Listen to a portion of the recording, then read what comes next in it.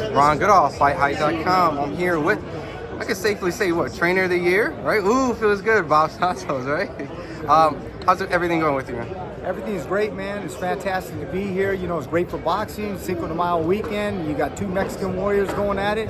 I have my Mexican warrior, you know, Mario Barrios, being the co-feature.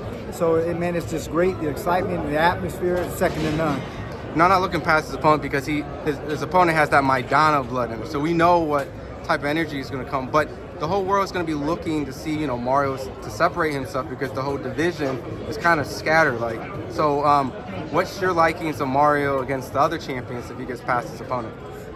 You know, Mario's the type of guy that takes on all comers. We know that. He's done that in his entire career. So obviously we got a tough task ahead of us Saturday night. Fabio Madonna, the great trainer, Robert Garcia, you know, who had him at one time, said he's one of the most talented guys that he had ever had. Unfortunately, I don't know what happened with them and what their breaking apart was all about. But if he, you know, takes this as serious as we think he's going to take it, because this is the opportunity of a lifetime for him, it's going to be a tremendous fight. But I like my guy, Mario Barrios, El Azteca, to come out and be victorious. And then from there, you know, whoever it is, Boots, Ennis, any of those guys, we're ready for anybody.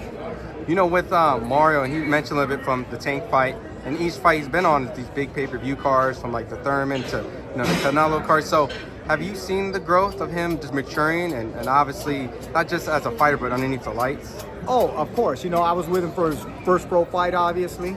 So I've seen him go from his first pro fight all the way to becoming a two-time world champion, and I've seen the growth. He's coming into his own. He's 28 years old now, right? He's coming into his prime.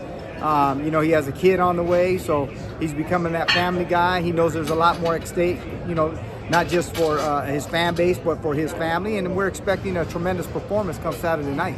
Absolutely. And just also, I'm sure you've been asked, but, you know, Canelo Munguia, big epic fight. But it seemed there was some on stage with De La Hoya and Canelo. I mean, did you get a chance to see them kind of feud a little bit? You know, I happened to be right there, and obviously being there in person, you know, sometimes, you know, people try to hype up fights, but you could tell it was personal. You could see people, they were getting into each other's skin. It was personal.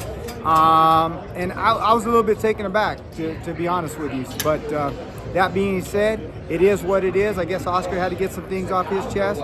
And Canelo's the type of guy, you know, nobody's going to disrespect him. He's a prideful guy. We know what kind of fighter he is. And so nobody's going to punk him or disrespect him. So I'm expecting a tremendous fight Saturday night. Do you think that hurt Munguia's chances in this fight because of that extra battery in his back now? Ooh, boy, he sure lit a fire under Canelo's ass, and unfortunately Munguia's going to have to be the guy that's going to be on the front load of the other end of it. But it is what it is, you know. The promoters promote, the fighters fight, and we'll see how it plays out Saturday night. And my last set of questions, which I appreciate, you know, you've been not just around for a while, but, you know, you've seen a lot of these guys either from in the ring or sparring. You know, obviously Devin lost to Ryan Garcia. You know, Mario sparred Shakur. Mario's been in the ring with Tank. You know, you had Hector against Tank. Between, like, Ryan, well, I guess Ryan already fought Tank. I guess maybe between Tank and Shakur, right? That fight materializes. Like, who do you think? Tank, Gervonta Davis. By far? No disrespect. He's very underrated as a boxer. He got tremendous feet. He's got some of the most tremendous punching power that I've ever witnessed in the gym. No disrespect to Shakur Stevenson. He's a great fighter, and there's no disrespect to him. But, I mean, I've seen Tank stop guys with 16 ounces, 154 pounders. I'm not going to say any names, but guys that are top 10 type 154 pounders. He just got the great equalizer. It's different. And a lot of people just think, oh, he's just a banger. He can box, too. The guy has an enormous amount of amateur experience. You get them little gloves on with his speed, his IQ. Right now, in and around that weight class, he's the best. No two ways about it. And that's one thing you always got to get from Bob Santos, straight shooter. Whether it's my fighter or some other guy, I don't bullshit. He's a straight shooter, and right now he's the best. You can't take nothing away from him until somebody steps in the ring and beats him. And I think the only way that can beat him is himself. As long as he stays focused, ain't nobody beating him. I know I said one more question, but I mean, that was the last one, but I promise it's my last one.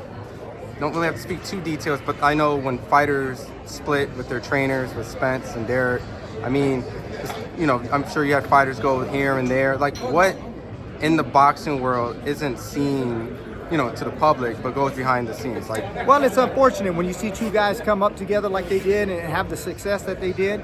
But at the end of the day, you know, we're all human beings, right?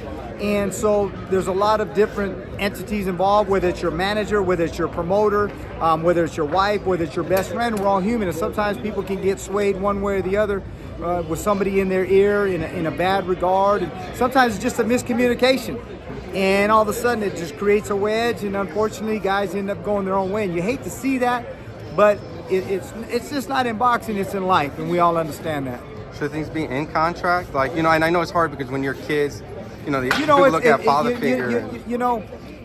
I can tell you one thing, probably so, but I can say things like Robert Guerrero, me and him did everything on a handshake, man to man, and we've still been together since the beginning, and we're still together now.